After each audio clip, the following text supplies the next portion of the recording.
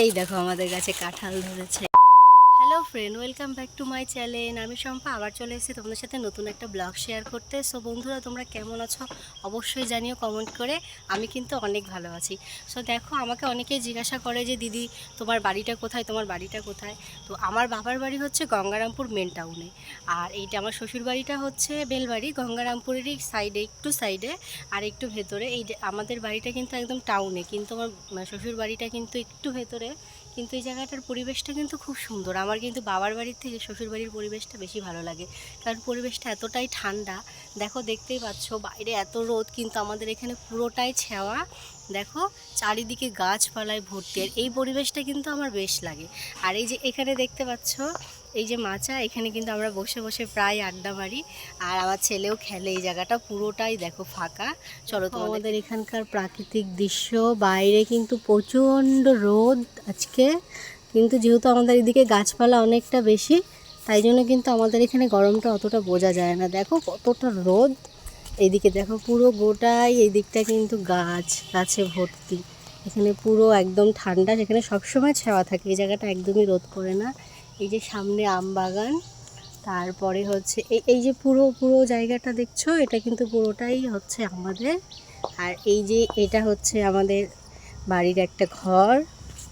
ওই যে জানলা দেখতে পাচ্ছ, ওটা আমার ঘর।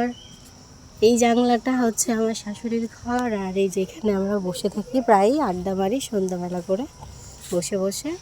দেখো পুরো চারিদিকটা কি সুন্দর সবুজ গাছপালায় ভর্তি, দেখতে পাচ্ছ? ওই দেখো, এখানে কিন্তু খুব সুন্দর হাওয়া হয়, খুব সুন্দর। কিন্তু এখন ওষুধ খেতে খেতে বাইরে চলে এসেছি, কারণ বাড়িতে একদমই থাকা যাচ্ছে না, ভেতরটা অনেকটা রোদ। আর আমার ঘরটা তো প্রচণ্ড রোদ পড়ছে, আর বাইরেটা ওর থেকে অনেক ঠান্ডা। দেখো বাইরেটা কি সুন্দর। অ্যাকচুয়ালি আমি কিন্তু যেখানে থাকতাম সেটা হচ্ছে গঙ্গারামপুর মেন টাউনটাতেই থাকতাম। আর হচ্ছে ওই জায়গা থেকে আমার যে এখানে বিয়ে হয়েছে বেলবাড়ি, এটা একটু ভেতরে, একটু গ্রাম্য পরিবেশ। আমার কিন্তু বেশ লাগে এই জায়গাটা, খুব সুন্দর ঠান্ডা একটা পরিবেশ। দেখো খুবই ভালো। এই দেখো পুরো পুরো জায়গাটা দেখো, পুরোটা ফাঁকা। এই জায়গাটা পুরোটা দেখো কি সুন্দর, কত গাছপালা ভর্তি।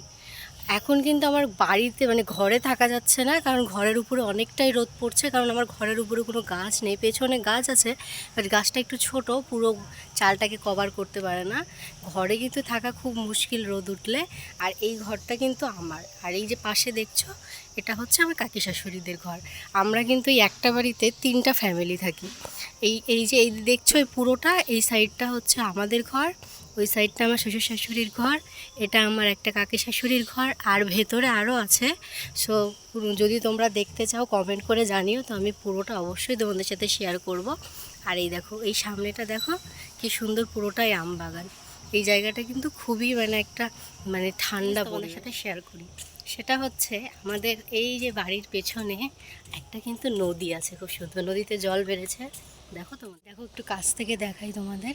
এটা কিন্তু এই এত দূর জল চলে এসেছিলো, এখন একটু শুকিয়ে নিচে নেমেছে। দেখো, এটা কিন্তু এমনি সময় পুরোটাই শুকনো, আমরা হেঁটে হেঁটে ওপারেও যাই।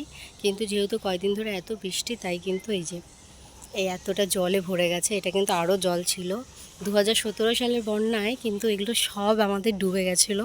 তখন যদিও বা আমার বিয়ে হয়নি, পুরো এগুলো জল জল হয়ে গেছিলো তখন। দেখতে পাচ্ছ আমাদের প্রাকৃতিক দৃশ্য। সো বন্ধুরা, কেমন লাগলো অবশ্যই কিন্তু কমেন্ট করে। দেখো আমাদের গাছে কাঁঠাল ধরেছে, এই দেখো।